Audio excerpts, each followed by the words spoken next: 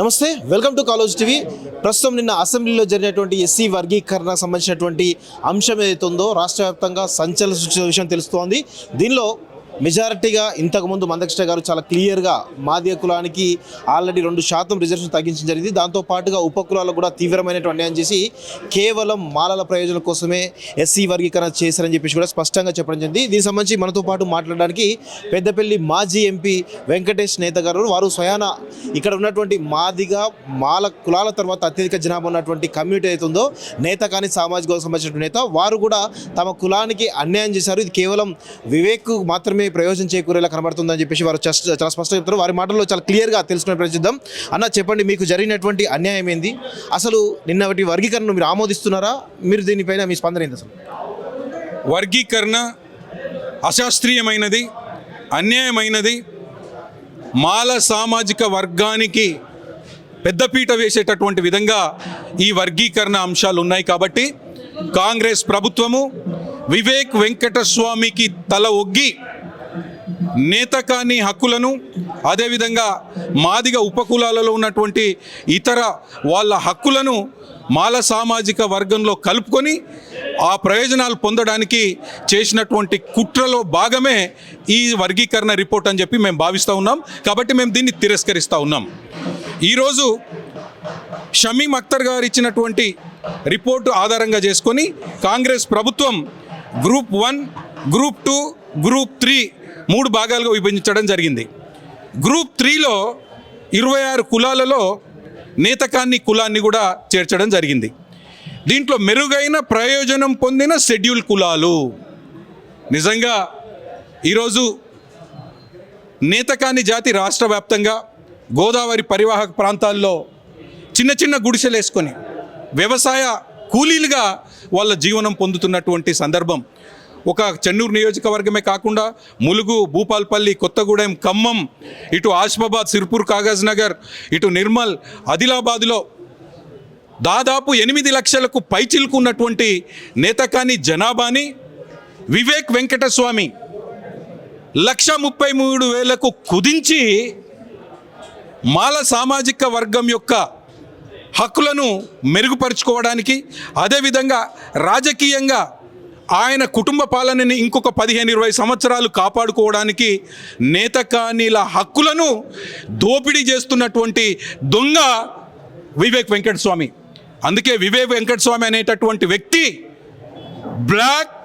Backward jackal అని చెప్పేసి ఈ సందర్భంగా తెలియజేస్తూ ఉన్నాను.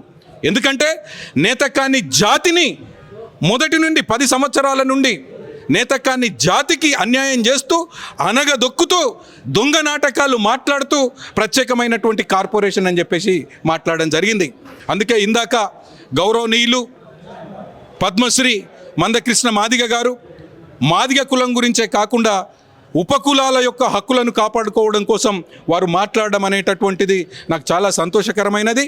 కాబట్టి రానున్నటువంటి కాలంలో ఈ జాకల్ వివేక్ వెంకటస్వామి చేసినటువంటి అన్యాయాన్ని మేము లేవనెత్తి, మాకు మాదిగల తరువాత షమీం అఖ్తర్ గారు ఇచ్చినటువంటి రిపోర్ట్ ప్రకారము 1,33,000 ఉంది. కాబట్టి ఈ 1,33,000 జనాభాకి ప్రతిపాదికన ఒక ప్రత్యేకమైనటువంటి గ్రూప్ 4 విభాగాన్ని ఏర్పాటు చేసి 1% రిజర్వేషన్ ఇవ్వాలని చెప్పేసి ప్రభుత్వానికి విజ్ఞప్తి చేస్తా ఉన్నాం. కానీ ఇక్కడ గతంలో కూడా ఈ మాలకు సంబంధించినటువంటి SCCలోనే మాలలతో పాటు మీరు కూడా ఉండే, మరి అప్పుడు లేని అభ్యంతరం ఇప్పుడు ఎందుకు వస్తుంది? అసలు ఈరోజు మాల సిలో అంటే ఒకప్పుడు వర్గీకరణలో మాల సిలో ఉన్నటువంటి పంబాల అదేవిధంగా మన్నె అనేటటువంటి కమ్యూనిటీలు SCCలో ఉండే అప్పుడు. మరి ఇప్పుడు SCC ప్రకారము గ్రూప్ 3లో ఉండాలి. మరి గ్రూప్ 3లో ఉండాల్సినటువంటి దాన్ని గ్రూప్ 1లో వేసినారు. అంటే 931 ఉన్నటువంటి పంబాల అత్యధికంగా విద్యాపరంగా, ఉద్యోగపరంగా, ఆర్థికంగా మెరుగుపడినటువంటి కమ్యూనిటీ 931. అదేవిధంగా మన్నే కమ్యూనిటీలో 29,000 పైచిలుకు మన్నే కమ్యూనిటీలో ఉన్నారు. మరి ఈ మన్నే కమ్యూనిటీ, పంబాల కమ్యూనిటీ అంతకు ముందు వర్గీకరణలో SCCలో ఉన్నారు. ఈ లెక్క ప్రకారం వాళ్ళు అత్యధికంగా అభివృద్ధి చెందినటువంటి లిస్టులో ఉండాలి. దాని ప్రకారము గ్రూప్ 3లో ఉండాలి.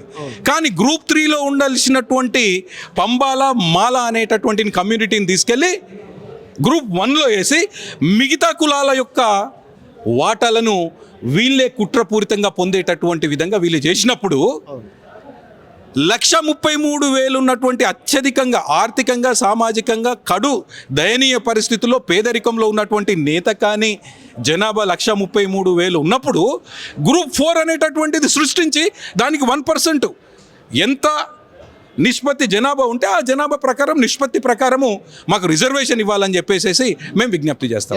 అంటే ఇప్పుడు మీకు జరుగుతున్నటువంటి అన్యాయం మీరు చాలా స్పష్టంగా చెప్తున్నారు, కానీ భవిష్యత్తు కార్యాచరణ ఎలా ఉండబోతుంది? అంటే మీతో పాటు ఈ ఉపకులాలకు ఏవైతే అన్యాయం చేయండి వాళ్ళందరినీ కలుపుకోబోతారా, లేకపోతే కేవలం నేతకాని గురించి మీరు కొట్లాడతారా? ఏదైతే నేను ఒక గత పార్లమెంట్ సమావేశాల్లో పార్లమెంట్ సభ్యుడిగా సామాజిక న్యాయంలో భాగంగా ఈరోజు తెలంగాణ ఆంధ్ర రాష్ట్రాలలో వెలివాడలో వెలివేయబడి సామాజిక అసమానతల వల్ల మాదిగ ఉపకులాలు ఎంతో అవమానాలకు గురై మాదిగ అని వాళ్ళ కులాన్ని చెప్పుకోవడానికే సంకోచించినటువంటి పరిస్థితుల్లో గత 30 సంవత్సరాల నుండి మందకృష్ణ మాదిగ గారు మాదిగలకే కాకుండా మాదిగ ఉపకులాలకు ఎస్సీ ఉపకులాలకు జరుగుతున్నటువంటి అన్యాయంపై నిలదీస్తూ పోరాటం చేశాడు.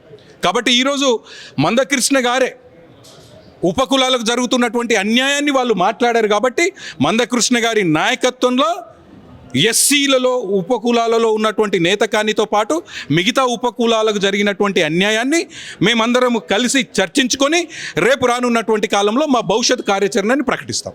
థ్యాంక్ యూ అండి. సో ఇది మొత్తానికైతే మాజీ ఎంపీ పెద్దపల్లి మాజీ ఎంపీ వెంకటేష్ నేత గారు చాలా క్లియర్గా మరో పోరాటానికి మందకృష్ణ మాదిగ గారి నేతృత్వంలో మేము భవిష్యత్ కార్యాచరణలో ప్రకటించి ఖచ్చితంగా ప్రభుత్వానికి అల్టిమేటం జారీ చేయబోతామని చెప్పి కూడా చాలా స్పష్టంగా చెప్తా ఉన్నారు. ఈ ఎస్సీ వర్గీకరణను మేము స్వాగతించట్లేదు, ఇది అశాస్త్రీయం అని చెప్పేసి చాలా స్పష్టంగా చెప్తారు. దీనిపైన మరి ప్రభుత్వం ఎలాంటి కార్యాచరణ రూపొస్తుందో ఎలా పునరాలోచించుకుందో చూడాల్సిన అవసరం అయితే ఉంది. చూస్తుండండి college TV. Thank you very much.